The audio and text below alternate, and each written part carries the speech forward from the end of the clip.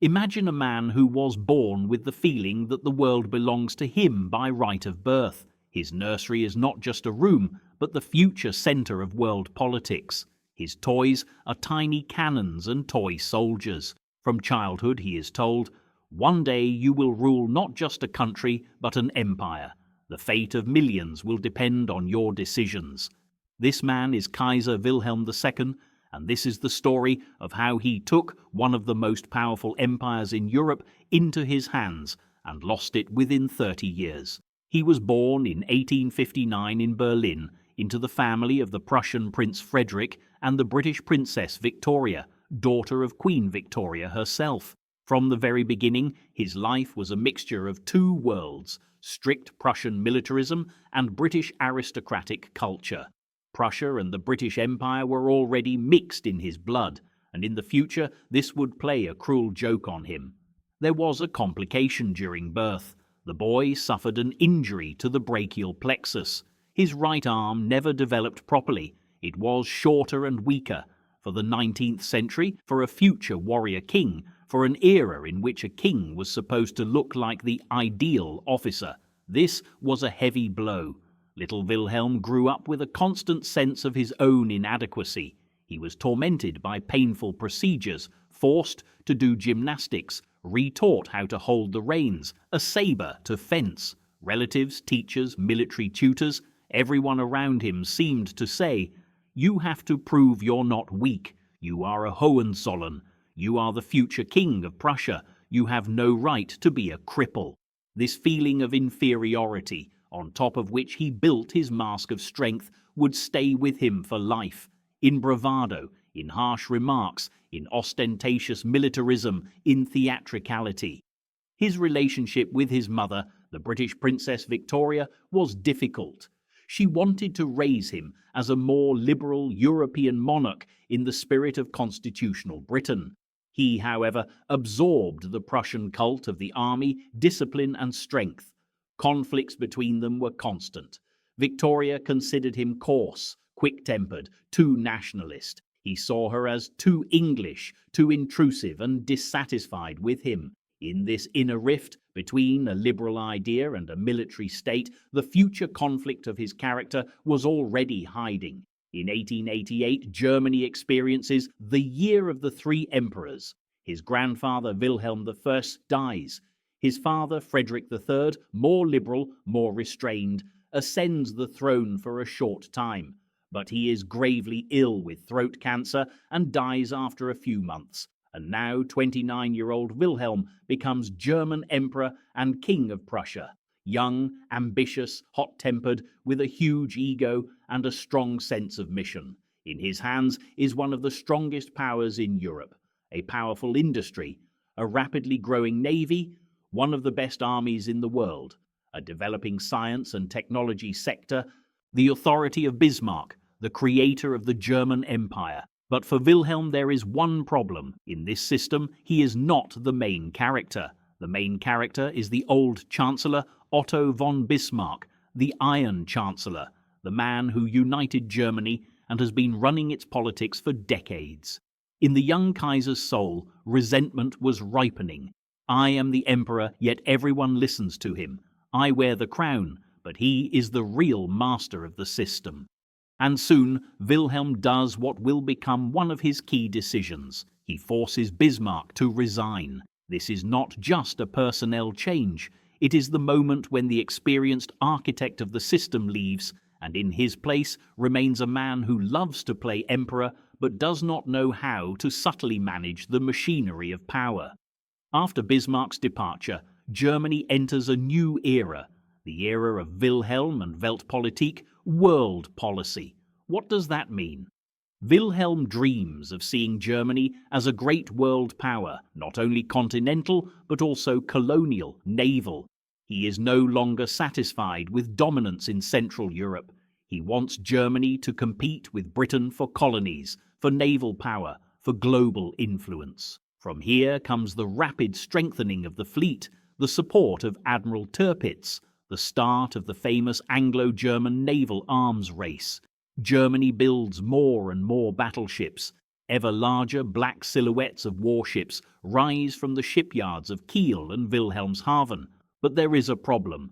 As a child, Wilhelm admired the British Navy, loved England, and socialized with his British relatives. His grandmother was Queen Victoria. He spoke English and spent time in the British Isles. And yet it is his policies that turn Britain from a potential ally into a wary rival.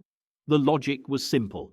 If we have a strong navy, Britain will respect us and treat us as equals. In reality, it turned out the opposite.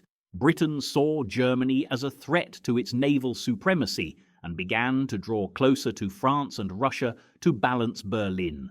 Wilhelm's policy, intended to make Germany safer and more influential, gradually led it toward diplomatic isolation. At the same time, Wilhelm's character was becoming increasingly visible in his words and gestures. He loved striking phrases, sharp telegrams, strong statements. He wrote the notorious Kruger telegram to the president of the Boer Republic, congratulating him on victory over the British. In London, this was perceived as a direct challenge. He gave loud speeches about a German place in the sun, about her right to colonies, about her military might. Inside the country, this boosted his popularity among nationalists, parts of the officer corps, and the bourgeoisie. But abroad, it created the image of a dangerous, aggressive monarch who longed to overturn the existing order. The scandal over his interview with the Daily Telegraph only reinforced that image. Wilhelm, unable to hold his tongue, gave an interview in which he spoke both compliments to the English and harsh, tactless things, revealing his unpredictability. In Germany, this caused shock. The emperor had put the country in an awkward position, showing political lack of self-control. After that, his influence over domestic politics weakened. The elites increasingly tried to limit the Kaiser's impact, even though, formally, power remained in his hands. But his character did not change. Wilhelm remained a man who loved parades, uniforms, military maneuvers, grandiloquent speeches, and did not always understand how his words might be perceived by other powers. By the beginning of the 20th century, the map of Europe already looked like a powder keg, with fuses stretching in all directions. On one side, the Triple Alliance, Germany, Austria, Hungary, Italy, though Italy was a very questionable ally. On the other, the Entente, France, Russia, and Britain, which step by step were drawing closer together, beginning to see a common threat in Germany. Wilhelm II in this system was not just a figure on the throne, he was a man who supported a policy of naval expansion, approved a hard line in colonial crises such as the Moroccan ones, actively pushed Berlin to support Austria-Hungary in the Balkan conflicts, saw Russia and France as potential enemies, reacted painfully to any increase in British power. When, in 1914, a shot in Sarajevo kills the heir to the Austro-Hungarian throne, Archduke Franz Ferdinand, Wilhelm finds himself at the center of an approaching storm. Austria-Hungary wants to punish Serbia. Russia is ready to support Serbia. Europe stands on the edge. And here Wilhelm gives Vienna the so-called blank check, a promise of virtually unconditional support. With his approval, Austria-Hungary feels freer in its actions. Then a chain reaction is set off. Ultimatums, mobilizations, counter-mobilizations, the fear of not striking first, a general psychosis of elites terrified of losing face.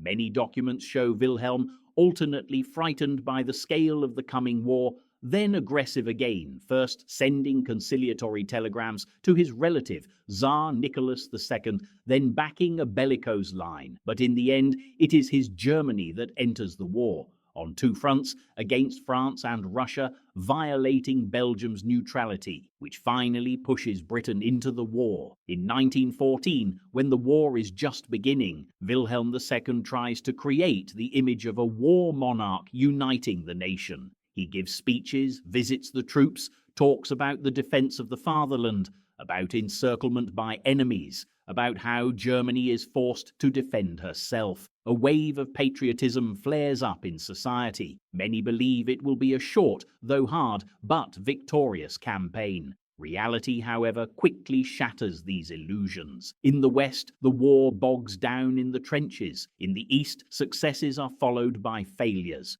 Strategic decisions fall into the hands of generals Moltke, Falkenhayn, then Hindenburg and Ludendorff. Formally, the Kaiser is the supreme commander-in-chief, but in practice, the military increasingly hold the real power. Wilhelm appears at the front, is photographed, inspects, but more and more of the real decisions at headquarters are made by others. He, the man who dreamed of being the master of the empire, gradually becomes a symbolic figure, a decoration at the top of a pyramid run by the military bureaucracy. At the same time, he supports maximalist aims, annexations, reparations, expansion of borders, growth of influence. Under the influence of the military and nationalists, he does not promote the idea of a compromise peace when it was still possible. On the contrary, he believes too long in the possibility of final victory.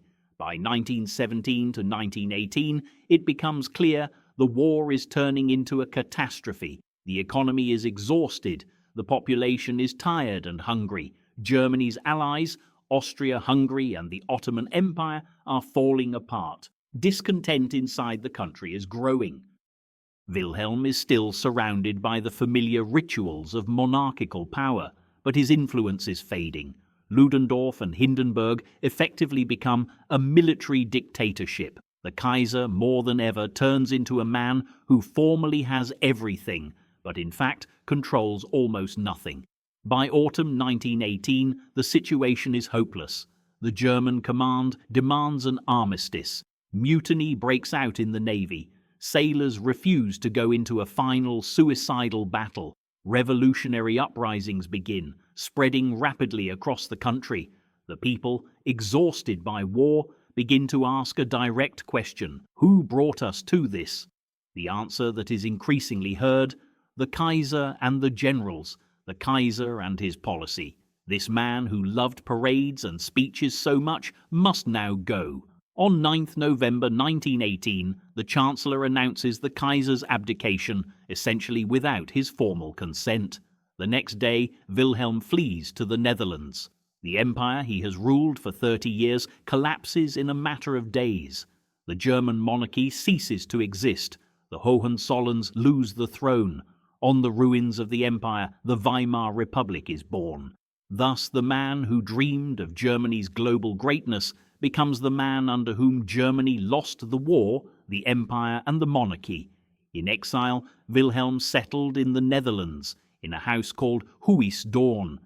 It was a strange, almost theatrical ending to a life. Yesterday, the emperor of a world power. Today, an elderly man living in a foreign country, without a crown, but with a title he could not let go of inside.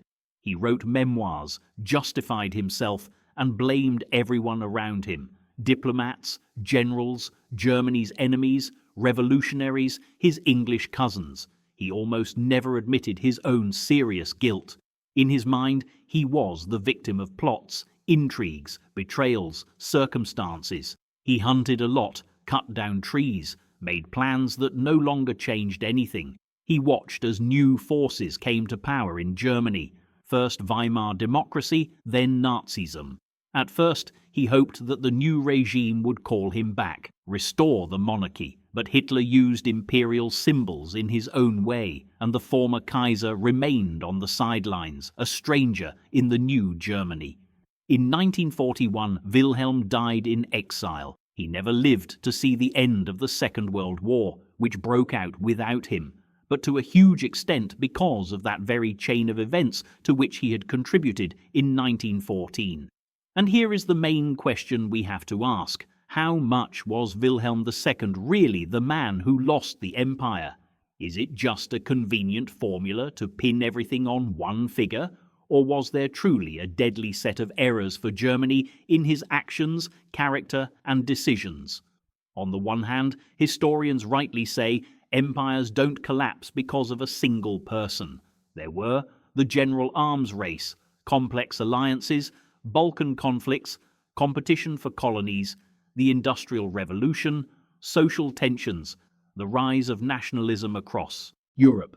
Yes, all these factors existed. Yes, even without Wilhelm, Europe was sick with ambition and fear. But on the other hand, it was precisely under Wilhelm that Germany broke with Bismarck's cautious, balance-keeping diplomacy. Instead of a policy of maintaining balance, a course was taken toward a place in the sun, open competition with Britain, France and Russia.